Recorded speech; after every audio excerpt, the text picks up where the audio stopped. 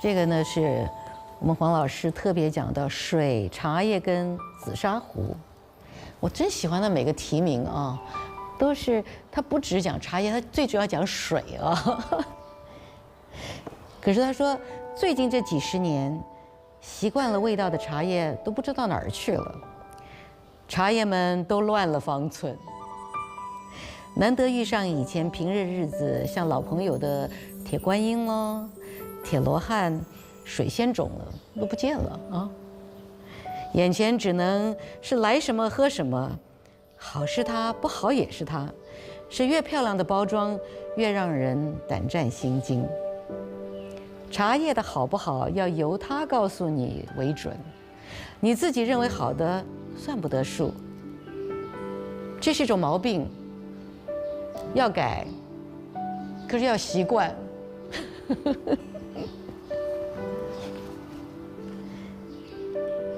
那说到他，说到以前啊，以前在文昌阁小学教员准备室，从来就有2把给先生准备的洋铁壶，烧出来的开水总是有一股那种锈味儿。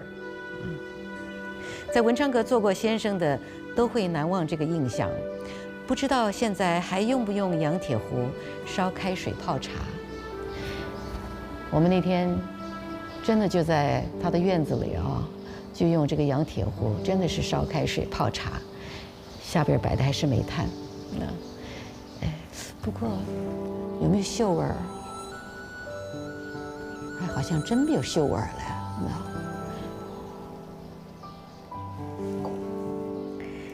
他这几年呢，给朋友画过不少宜兴壶，他们都搁在橱子里，都舍不得拿出来泡茶，失掉了朋友交情那份快乐。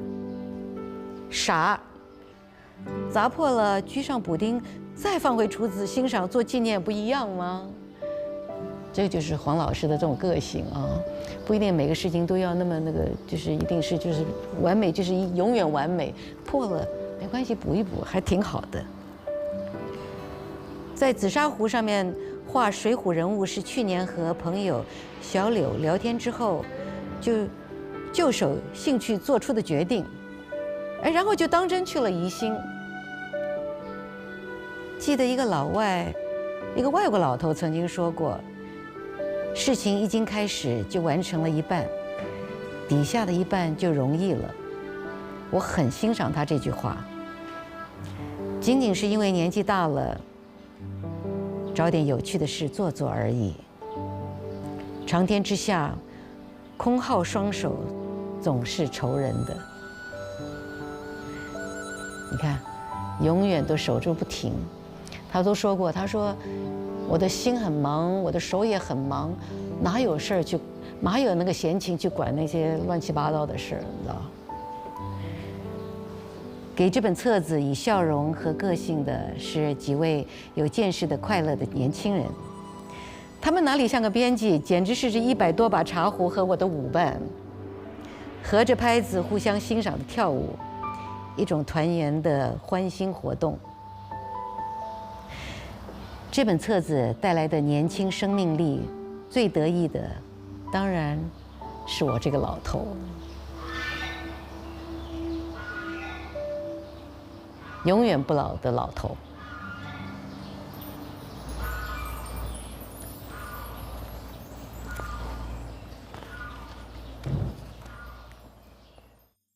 我从没见过这么大、这么美的华木林子。那温柔、带点寒意的月色，给整个的华木林子喷上一层银色的光彩。它不是刺眼的白光，也不像朝雾那样朦朦胧胧的。它静穆而又坦率地爱护着大地。当你走进华木林子的时候，脚步会自然地放得慢，放得轻，生怕自己的鲁莽骚扰了这份安详，这份甜美。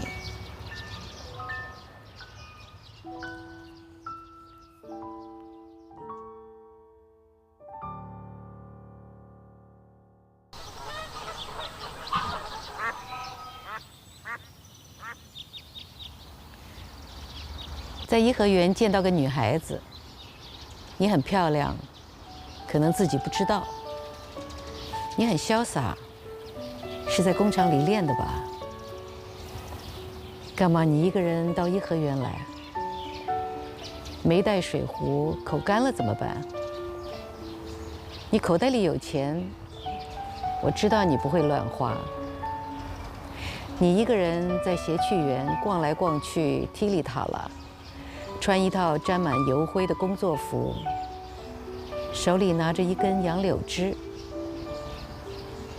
你才16、17吧，那么心不在焉。你那副样子，没有男孩子敢惹你。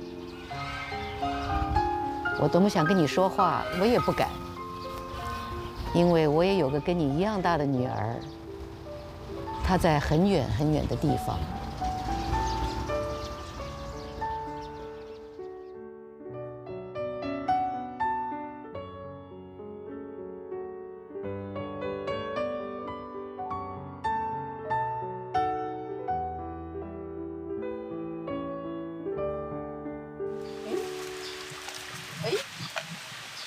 把爷爷，哎呀，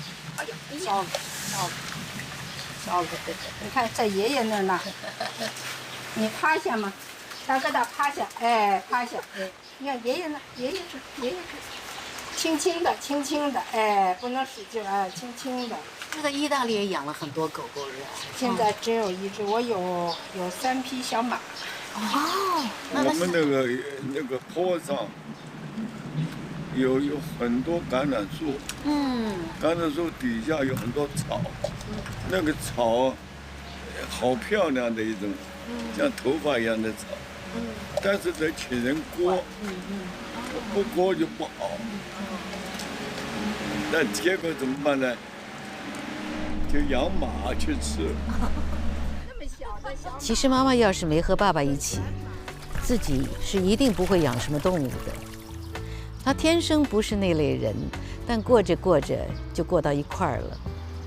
还有雅兴将动物们的故事一一道来。妈妈写故事，爸爸开夜车刻木刻印插画。60多年之后的突变令人费解。妈妈手中的笔仍是不停，但只专注于画，一画便是数百张。还在北京画院开了个画展，而爸爸似乎是受妈妈传染，时不时地撂下画笔，趴在书桌上写起来。说不定有一天爸爸出书，妈妈也为他画个什么插画什么的。世界上真是没有不可能的事。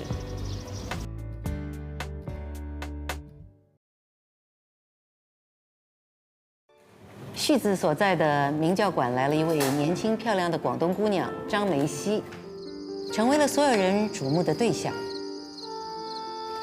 有一天，张梅溪在楼下试唱，在屋子里做木刻的旭子赶紧下楼来到后厅，贼似的站着一动也不动。他完全想不到，这个广东妹仔还有这一手，居然唱得那么讲究。真好，这么好，这么好。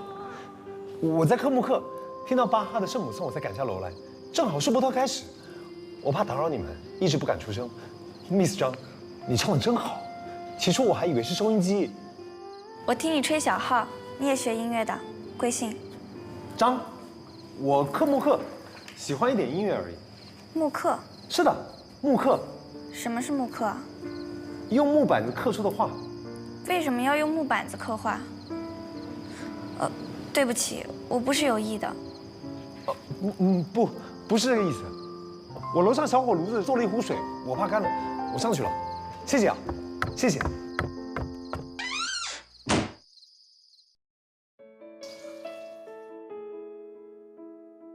战局日益严峻，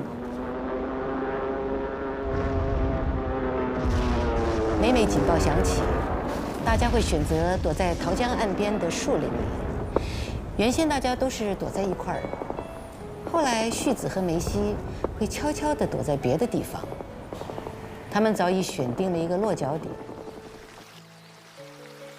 可惜，要是买个泡着铁观音的小热水壶，顺带一对小茶杯多好，我们就可以把话讲得长一点。你忘记了，我还要上下班，还要回家。我只是说如果的话。要讲如果，我真希望有个窝，像这样子的，没有人打扰的。问你个问题：假如有人爱你了，你怎么办？这要看是谁。如果是我呢？你为什么现在才问？你问，我早答应了。这是一种宇宙默会，问不问其实关系不大，你说是不是？怎么关系不大？你爱我，我怎么晓得？我有点害怕，这方面我没有经验。你怎么好说经验呢？他用鼻子擦絮子下巴、脸和耳背后，细细长长的软草，照着阳光，叫做窝，也未尝不可。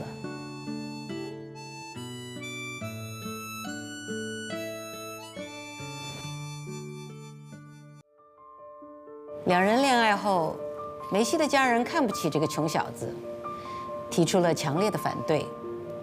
梅西十分苦恼。我二姐已把我许给她丈夫的同学了，他们都在美国麻省理工学院上学。她要死要活跟我算账，说已经答应人家了，没脸见人。你跟她丈夫的同学见过面？那算什么？指腹为婚也要看指谁的腹。你姐姐的那个肚皮做不得准的。你想想看，这跟你有什么关系啊？好烦，我每天都要回家听他们吵。正好，你就对他们说，再吵我就不回家了，我就跟张穗子走，看他们还敢不敢吵。万一我们分开了，怎么办？这一辈子，我不信会分开。别人让我们分开呢？别人算什么东西？我们是我们。真分开了，我会死。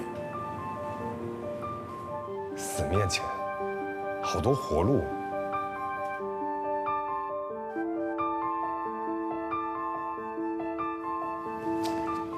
真好，我真的觉得这句话特别棒哈，特别棒啊！死面前好多，就只有他能说出这话来。那到哪儿去了？这回赣州，然后就结婚。我就这样子就结婚了。那是结婚谁我家里也没有人，怎么办呢？就把两个当年的老朋友，漫画家画三毛的张若平，还有个陆志祥，那是做主介绍人，那边的有很多朋友。我们常常讲，他真的有那种汉子，就说：“哎，这就是我的责任，我就做了，啊，怎么样？往前走吧，不要怕啊！”就他完全没有觉得任何东西会阻挡他，特别的直觉，特别的对任何事情都充满了希望。你看多少的人一想到说，哎呀要结婚了，我没房子，然后我要养这个家，我这个要生孩子，孩子念书，想8000个问题之后，什么事情都做不了。但之后他也要愿意下定决心去面对所有的反对跟后面一定会来临的这些困难，那他也要有这样的勇气。如果碰到像这样子一个男人，我想女人是有勇气的。我觉得只要男生够肯定，女生是一定会很勇敢。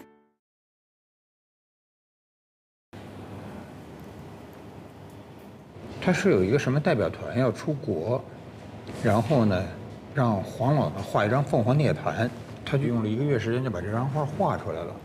画出来以后呢，这团长呢就跟这个黄老说：“您给我找一个简单的解释一下什么叫凤凰涅槃。”他就认为这件事太容易了，他就回去找了词源、词海、中华大词典、佛学大词典、人民日报资料室，整个北京城连和尚的方丈都问到了，没有一个人知道。说得出来。他是突然间就把他难住了，3天的事情，他就想起钱老人，就钱钟书，然后他就给他打一电话，他说钱先生平时绝不敢打扰你，这一番我顾不得礼貌了，只好搬师傅下山。凤凰涅槃我查遍了北京城，原以为是容易事儿，这一趟难到我了，一点根据也查不出来。然后呢，钱先生在电话里就说了以下的这些话，真是学问人。凤凰跳到火里再生的故事，那是有的。古罗马钱币上有过浮雕纹样，也不是罗马的发明，可能是从希腊传过去的故事，说不定和埃及、中国都有点关系。这样吧，你去翻一下中文的《简明大不列颠百科全书》，在第3本里可以找得到。你看看这是什么学问家？他说我马上找到了，解决了所有的问题。然后呢，钱先生过世以后呢，黄先生给钱先生写了一首诗。哭吧，森林。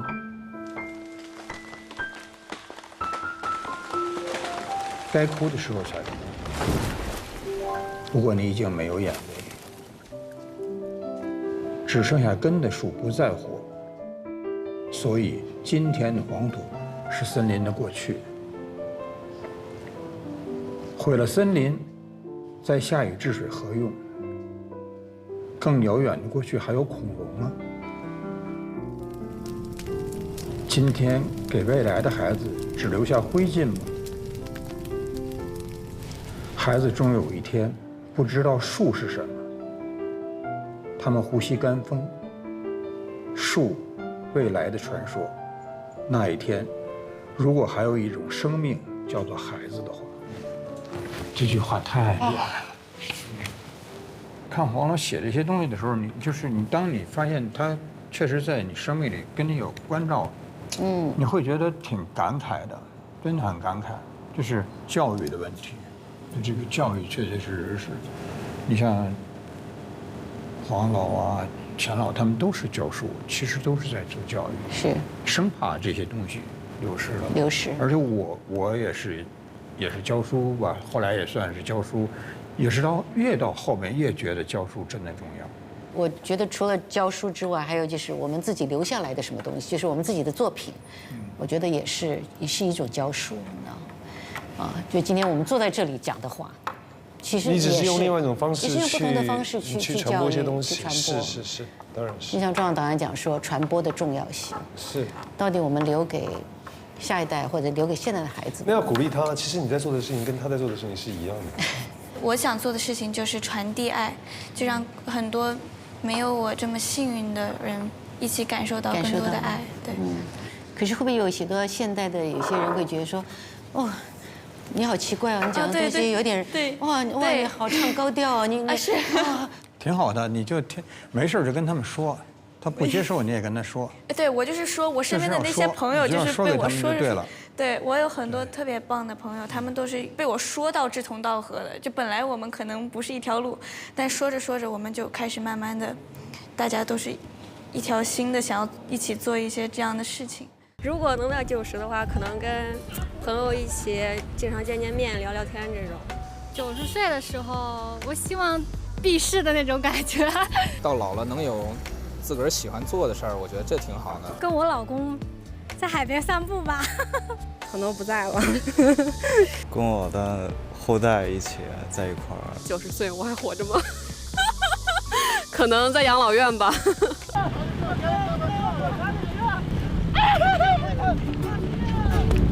VIP 会员每期专享惊喜彩蛋，更多高能片段等你解锁。上微博参与念念青春官博联合微博纪录片的青春中最美好的瞬间是什么？互动征集活动，赢节目惊喜周边。感谢独家社交平台微博、手机合作媒体新浪娱乐、微博纪录片、新浪综艺对本节目的大力支持。好帅啊！好帅啊！